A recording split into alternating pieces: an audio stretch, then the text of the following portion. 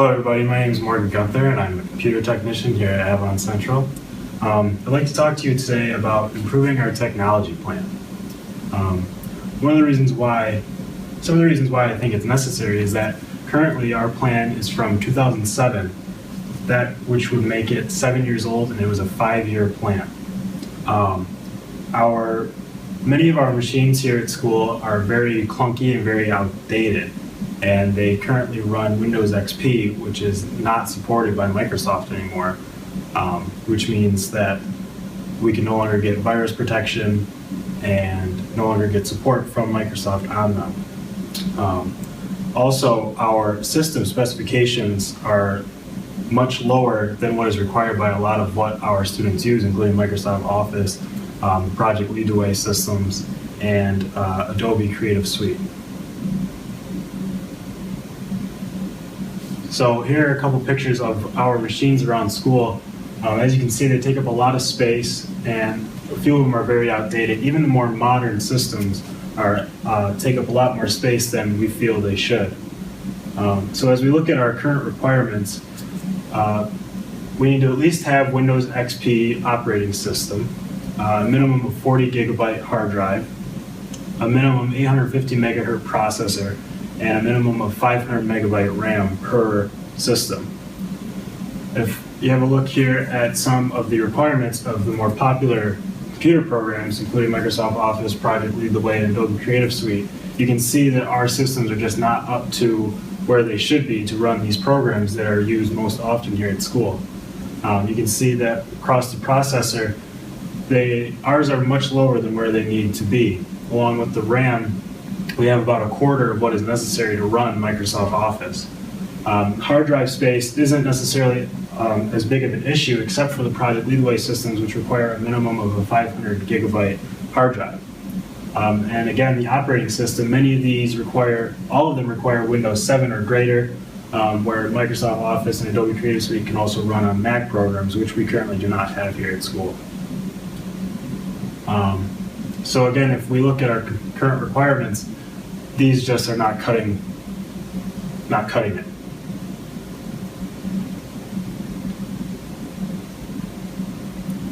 If you have a look here at some of the programs that are directly tied to technology that we have in school, you can see we have a great deal of them, which we are very proud of, but we don't feel that our students are getting all that they should be from these programs because their systems are just not where they should be. And then along with that, we also have English courses and history courses. Anything where you need to write a paper, we are just not able to give our students the very best that we feel they deserve in order to put out their very best work. So if we look at some local technology plans, just some of the key points, computer labs have become more specialized, where you have art computer labs and business computer labs and engineering computer labs, whereas ours are mainly just anybody can sign any of them out at any time that they wish, and they don't really have any special systems that can handle some of the different things that a student may require.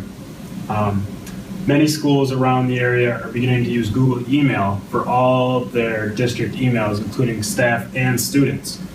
We are currently using Microsoft Exchange, which is actually a very outdated version of it as well.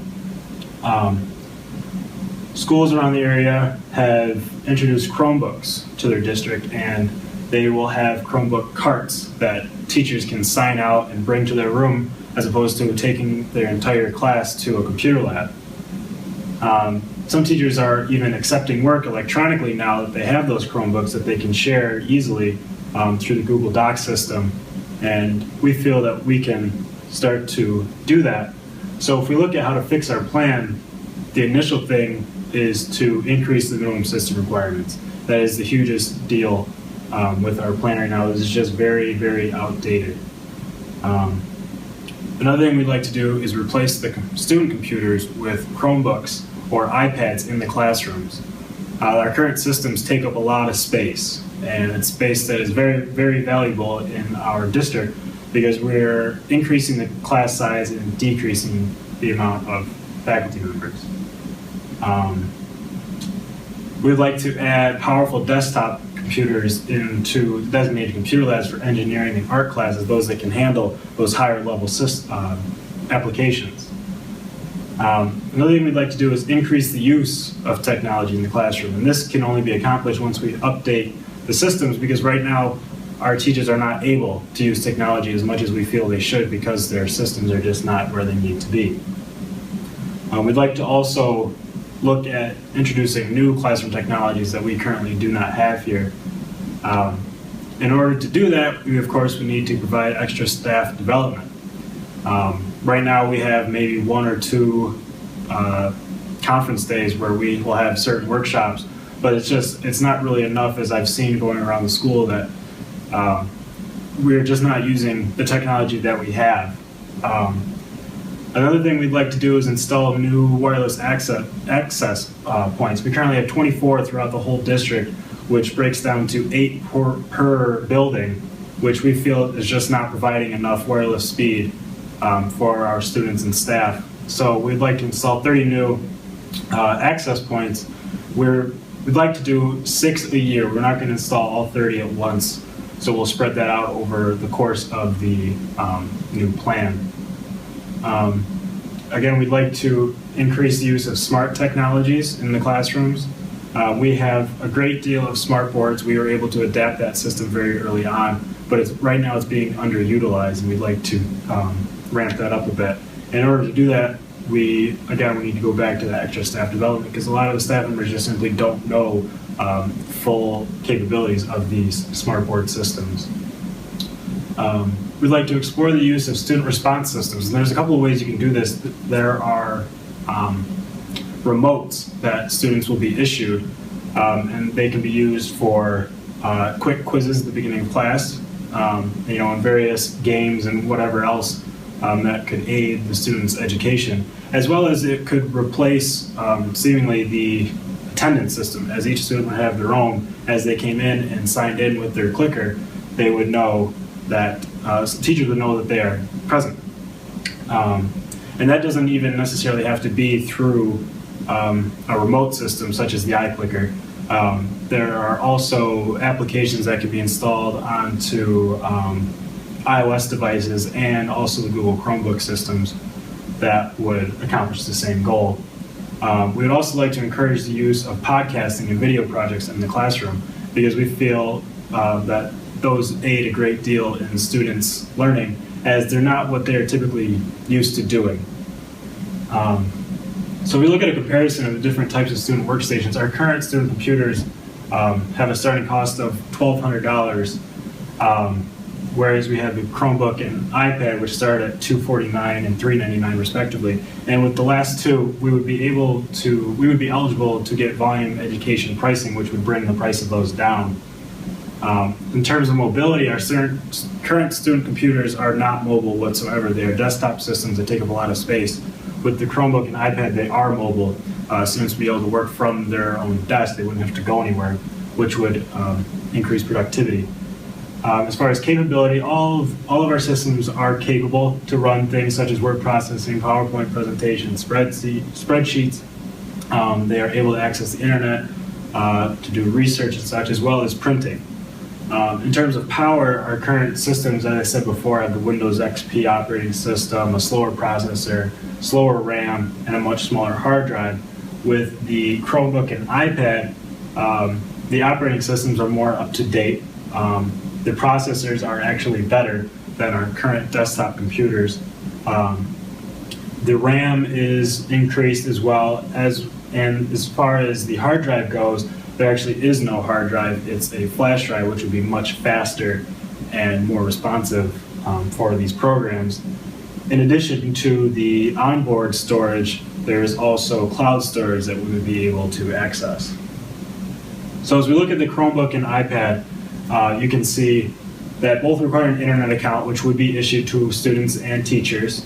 They would have an email service, which we would be issuing slightly different to students and staff. Staff would have full access to these systems. Students in the high school would have full access to email and all of the cloud-based systems. Students in the middle school would have access to email, but they could only email within our avoncsd.org domain, so they would not be able to communicate with outside emails. And elementary age students would have no access to email services. However, they would be able to access the cloud-based services such as Google Docs or iCloud Pages. So that leads into what programs would be available. On the Chromebook, we have Google Docs, Sheets, and Slide, which are Word, Excel, and PowerPoint respectively, as well as Pages, Keynote, and Numbers, which are also those programs. So some of the benefits of mobile computing is we have the faster boot up and load times, and that is due to the flash drives which are installed on these systems, which would, again, increase productivity. Like I said before, they are mobile, so they are able to be used at the student's desk, which would also increase productivity. They save space, no more storing on a counter 3 or 4 desktop systems, which take up a great deal of space. They could be in just a rack somewhere in the classroom, as well as the carts that I talked about before. Now, with the cloud-based systems, all the students' work can be accessed at home simply by going on the Google website or the iCloud website. So as we look at the necessary budget for these systems we put in place, the budget does not change. We were able to stay within the same budget that we had before. You can see across the board, the local budget remains the same throughout the year. In terms of EduTech, which we have contracted through BOCES, we have an increase of 3% per year, but that is an estimate based on previous years. So we would be able to accomplish these goals within our same budget. So as you can see, these programs would greatly enhance the students' learning experience, as well as the teachers' time teaching. We believe that it would make things much easier for them. So now I'd like to open the floor for any questions. So if anybody has any. Yes, you in the back.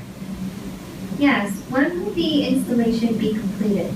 Well, with the approval of the proposal, we would like to, we would begin working on the new plan as soon as January and submit that to the board as soon as March. And once it is approved by the board, we would begin installation in July. And with that time frame, we would be able to get everything installed that we want by the start of the school year next year. Any others? Between iPads and Chromebooks, which one are you leaning towards? With the Chromebooks, we are thinking more for the high school and middle school, just because they have the attached keyboard, and that would allow much faster typing speed for projects and reports and things of that nature. For iPads, we are leaning towards the elementary school and special education programs because of its ease of use. There have been numerous reports about students' cognitive and mobile and motor skill development increasing due to the iPad because of their tactile response. Also, we've seen that the iPads can also increase the social and emotional development of many young students that many of our students so desperately need. Okay, well, I'd like to thank everybody for coming and have a great day.